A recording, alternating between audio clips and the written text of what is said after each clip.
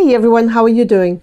Today we're going to laugh at sometimes men created fictional characters who were women and did a terrible job. Do you know anything about chicks? Foul? No. Women? No.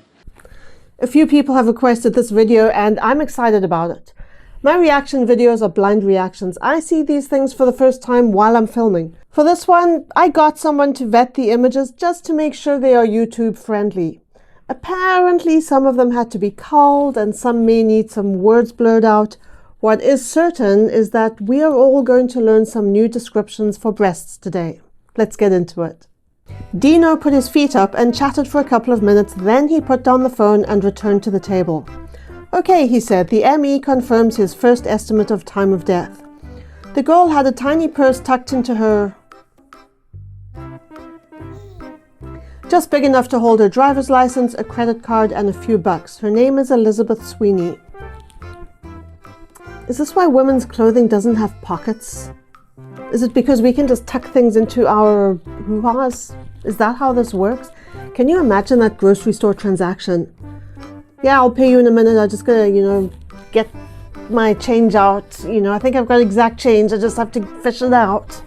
Or you get pulled over for speeding. The police officer says, "Can I see your driver's license, please?" "Sure, officer, I'll get right on it." And just for the record, putting credit cards and driver's license up there would not be comfortable in the least. That part of the female anatomy is not exactly designed for things like that. I know certain celebrities endorse putting things up there supposedly for the sake of women's health, but just don't do it. Don't put things like that there. Despite the lack of real exercise, my figure was intact. My breasts were firm, full, shapely, helping to form this hourglass figure that was still quite evident when I wore my nurse's uniform. My stomach was flat and I had the legs of a ballet dancer. Oh my gosh. My eyes are rolling so hard they are going to drop out of my head and roll under the table. No woman talks about herself that way. Even the women who have beautiful bodies, women just don't talk about themselves that way. That is more than a little ridiculous. His guest for the last 3 days has been Amanda Werner. I like her. I could watch her the rest of my life. She has breasts that smile. How do you tell the difference between breasts that smile and breasts that don't? Do they kind of sag differently? Do they look perkier on a happier day and sort of droopy on a sadder day? Like, how does all of this work? And what happens if one of them is happy and the other one isn't? Do they kind of go, joing? This dude clearly knows something about breasts that I don't. Noel rolls her eyes. I think her breasts roll in sync with them. Girls' breasts are so amazing. That would be a neat trick. Okay, I'm going to roll my eyes. And we are going to see if my breasts roll with my eyes. Let's give this a try. Little experiment. Okay, you ready?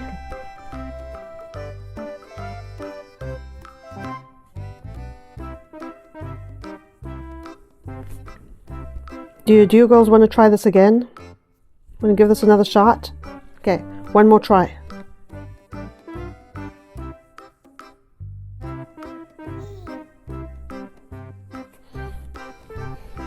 Nothing. Her legs, he thought, were almost certainly the legs of a virgin, dry and without hair, the left knee cocked and carrying her entire weight, which was just over 117 pounds. Okay, so first of all, the concept of virginity is a social construct that has historically been used to control and manipulate women. So I'm not a fan of it at all. And secondly, how can you tell just from looking at someone's legs whether they've had sex or not? And that description of her weight is weirdly specific. I mean, who can look at someone and go, oh, she's 117 pounds? Or just over 117 pounds. Why wouldn't you say 118 pounds? A woman's strength is in her softness, her weightiness. The aura of the womb is upon her. And the passage between waking and sleep is an open one, involving no loss, expressing the logical balance of life. I don't know anything about the aura of my womb being Upon me? I'm a nice son. Her body was kept up well. I'd known that her breasts were large from a time we'd hugged, but they were larger than I'd even thought. They must have gotten in the way during battle. Yeah, because, if I am ever going to war, that is going to be my concern. Are these going to get in my way? And you can only tell someone's got big boobs from when you hug them. Got in the way during battle. But she was, for the bathroom door didn't altogether close due to the old frame of the house settling over the centuries. And she had to sit on the toilet some minutes waiting for the pee to come. Men, they were able to conjure it up immediately. That was one of their powers. That thunderous splashing as they stood lordly above the bowl. Everything about them was more direct. Their insides weren't the maze women's were for the pee to find its way through. I am man. I am standing lordly above the toilet bowl with my thunderous splashing. Women's pee is just like...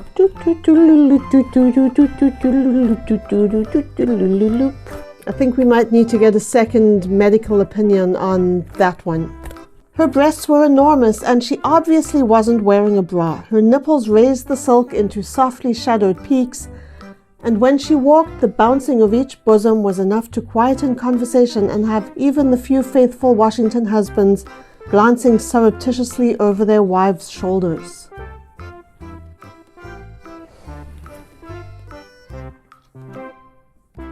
As someone who has enormous breasts, I can tell you that nobody with enormous breasts is going to be somewhere in public without a bra on. It's just not going to happen. And if someone's got enormous breasts, their nipples aren't raising anything anywhere. Their nipples are like way down there where their knees are. As every man who'd undressed her mentally or otherwise would agree, celibacy was wasted on a body like hers. She had high, pillowy breasts, the compact butt of a boy, and abs you could bounce golf balls off. High, pillowy breasts do not exist. They are either high or they are pillowy.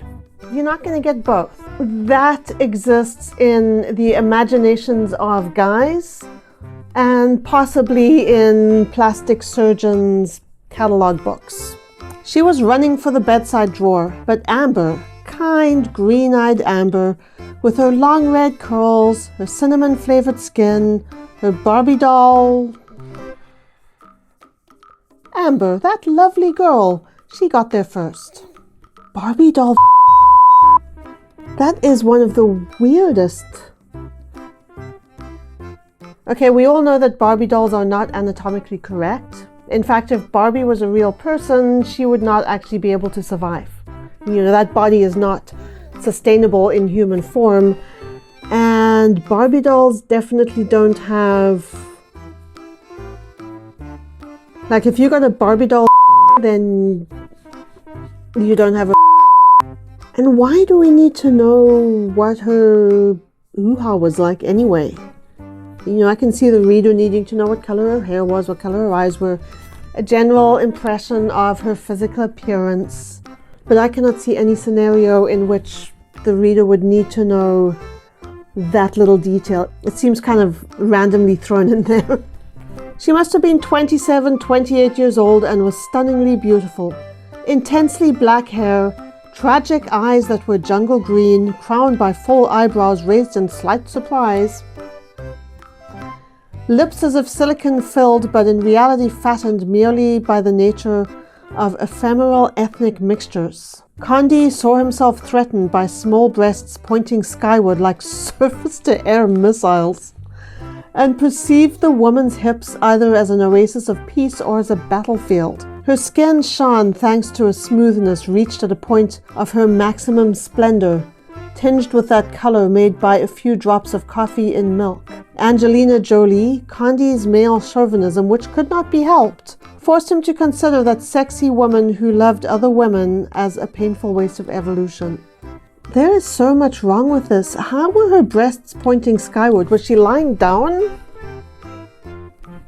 Because if she was standing up, if her breasts were pointing skyward, they would have to be a really weird shape. Male chauvinism, which could not be helped. Chauvinism can always be helped.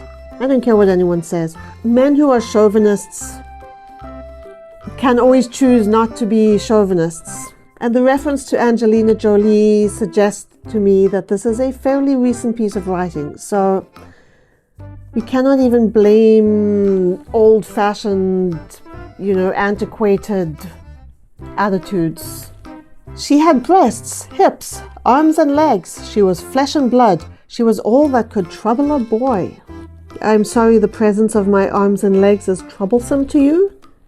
I mean, I know women's breasts and the general shapes of their bodies can cause distractions in some men, which is really not the woman's problem. But, I mean, come on, arms and legs. You've got to give us our arms and legs. A physical description. Oh, goody. Let's see how this one's going to go.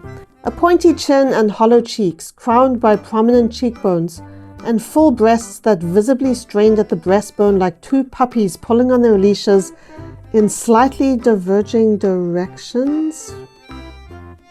She had long legs and disproportionately small feet, the big toe aristocratically shorter than the others. What? If the big toe is shorter than the other toes, does that mean you're aristocratic? Hang on, I'm going to check out my feet for a second. Nope, my big toe is longer than my other toes, so I'm just a peasant. That imagery of the puppies is something else though, isn't it? I mean, let's not get too much into a discussion about how this is not how breasts actually behave. They do not have muscles that work independently of one another, and they don't strain at the breastbone. Sex drives decent energy. You can't argue about that. Keep sex drive all bottled up inside, and you get dull-witted, throws your whole body out of whack. Holds the same for men and for women, but with a woman her monthly cycle can get irregular, and when her cycle goes off it can make her imbalanced. Tell me you know nothing about periods without telling me you know nothing about periods. Keeping your sex drive bottled up does not have any impact whatsoever on your periods. And if your periods are irregular, you are not imbalanced. Did that really happen? Said Maggie White. She was a dull person, but a sensational invitation to make babies. Men looked at her and wanted to fill her up with babies right away. She hadn't even had one baby yet. She used birth control. Men wanted to fill her up with babies? Larry was alone in his office when Straker came in, his part-time secretary, a foul-mouthed girl with the most delectable set of jahoobies you ever clapped an eye to. I've never seen them called jahoobies, but I love it. I am here for that. From now on, you are jahoobie number 1 and you are jahoobie number 2. Kane turned and saw Queenie. She stood slim in a long green velvet dress and green high-laced pointed shoes. Her wonderful bosom looked like jumbo popovers. What are popovers? Her face was so heavily powdered not a wrinkle showed. Her eyes and her diamond earrings glowed a subdued green light in the dusk of the saloon. What are popovers? Okay, I'm going to need to look this up. Okay, I was not expecting that. It's kind of like a bread roll type, like a Yorkshire pudding type thing. Okay, I guess that makes a certain amount of sense. Her big breasts, which had never suckled a child of her own, felt a merciless compassion. My breasts have never felt sorry for anybody.